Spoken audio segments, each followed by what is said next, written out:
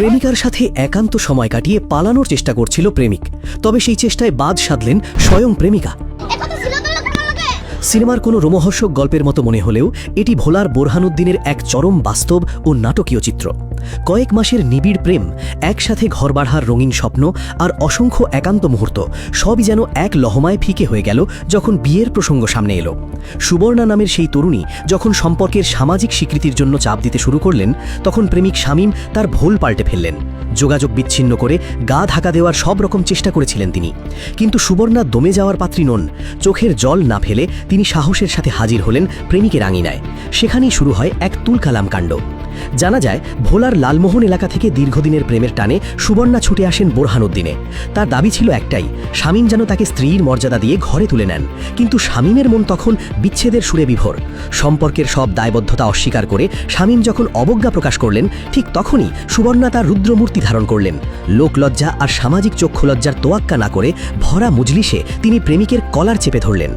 সুবর্ণা ক্ষুব্ধ হয়ে শামীমের জামার কলার ধরে তাকে টেনে হেঁচড়ে বিয়ের দাবি জানান।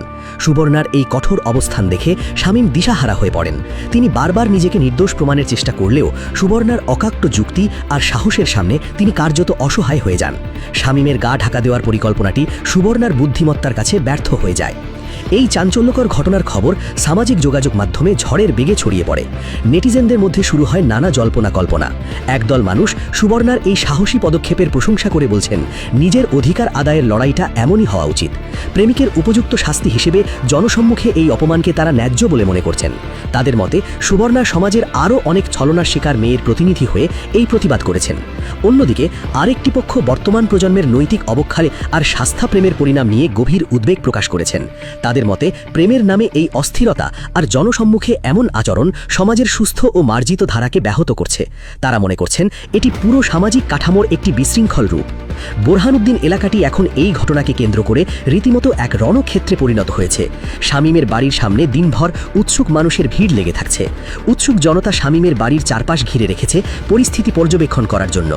একদিকে প্রেমিকার বিয়ের অটুট জেদ, অন্যদিকে প্রেমিকের পালানোর প্রবল ইচ্ছা, সব মিলিয়ে এক চরম উত্তেজনা বিরাজ করছে সেখানে। খবর পেয়ে স্থানীয় প্রশাসন ও গণ্যমান্য ব্যক্তিরা বিষয়টি মীমাংসার চেষ্টা করলেও সুবর্ণা তার অবস্থানে অনড় থাকায় পরিস্থিতি সামাল দেওয়া কঠিন হয়ে পড়ছে। তিনি সাফ জানিয়ে দিয়েছেন, স্ত্রীর মর্যাদা না পাওয়া পর্যন্ত তিনি ওই স্থান ত্যাগ করবেন না। শেষ পর্যন্ত সুবর্ণা তার প্রাপ্য অধিকার ফিরে পাবেন কিনা তা নিয়ে এখনও এলাকায় ধোঁয়াশা কাটেনি। আইন ও সামাজিক বিচারের কাঠকড়ায় শামীমকে কতটুকু দায়বদ্ধ করা যাবে তা সময়ই বলে দেবে। তবে সুবর্ণার এই কলার ধরা দৃশ্যটি মানুষের মনে অনেক নতুন প্রশ্নের জন্ম দিয়েছে। সামাজিক অবক্ষয় আর নৈতিকতার চরম সীমায় পৌঁছে যাওয়া এই প্রজন্মের কাছে ভালোবাসা মানে কি শুধুই ক্ষণিকের খেলা, নাকি জীবনের এক পরম দায়িত্ব ও সত্য, সেই বিতর্কেই এখন মুখর ভোলার জনপদ।